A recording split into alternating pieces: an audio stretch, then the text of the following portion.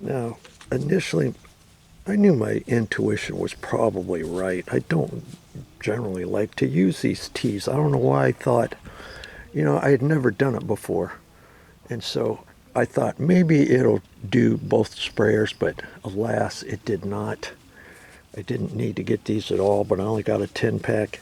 And the only time I would use these, I would say, is if you have two bubblers. If you have one bubbler and you're doing one plant, you got another plant close by, and you don't want to run a whole other tube to that second plant. In a pinch, you could get by with putting a T in that line. I'm sure this will be plenty for doing two bubblers, but doing two sprayers on 1/4 inch tube, forget about it.